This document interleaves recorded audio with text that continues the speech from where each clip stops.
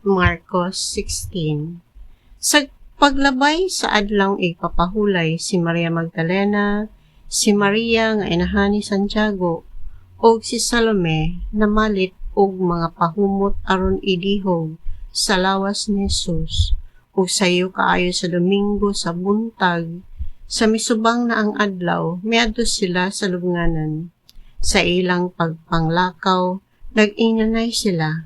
Kinsa may atong paligiron sa bato aron pagpabli sa lubnganan? Dako kaayo kining batuha. Unya sa pagtan-aw nila ilang nakita nga naligid na ang bato nga gitabon sa lubnganan. O sa pagsulod nila sa lubnganan nakita nila didto ang usa ka batan-ong lalaki. Naglingkod siya sa tuo nga dapin o nagsulob og puting sapot nga taas o nangalisang sila. Apan mingon siya kanila, ayaw kamo kahadlok. Nangita kamo kang Jesus nga taga Nazaret, ang gilansang sa krus? Wala na siya dinhi. Nabanhaw siya tanawa ang ilang gibutangan kaniya. Lakaw hinuon kamo og suginli ang iyang mga tinun-an. Lakip si Pedro nga si Jesus naguna kaninyo sa Galilea. Didto inyo siyang makita sumala sa iyang gisulti kaninyo.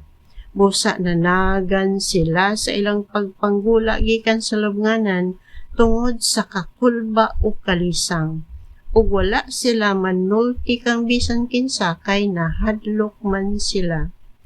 Human mabanhaw si Jesus sayo sa unang adlaw sa semana, mipakita siya pagpuna kang Maria Magdalena. Kaniadto gihinginlan ni Jesus ang 7 kayawa nga diha sa maong babaye. Unya milakaw si Maria o gipahibalo niya ang iyang mga kauban nga nagsubo og naghilak. Sa pagkadungog nila nga si Jesus nabuhi og si Maria nakakita kaniya, wala sila motuo.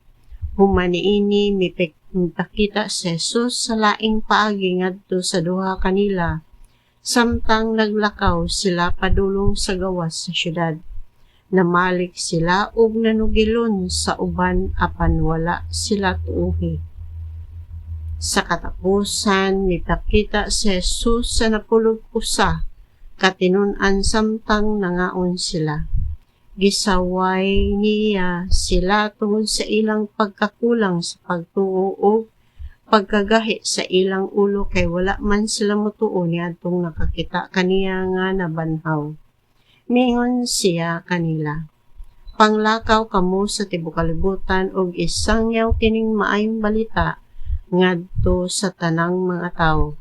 Ang motuo og magbunyag maluwas, apan ang dili motuo silutan. Og mao kini ang mga timaan nga mabatunan sa mga motuo.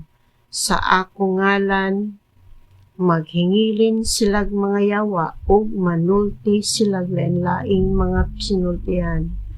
Makakupot silag mga halas o kung makainom silag hilo, dili sila maunsa.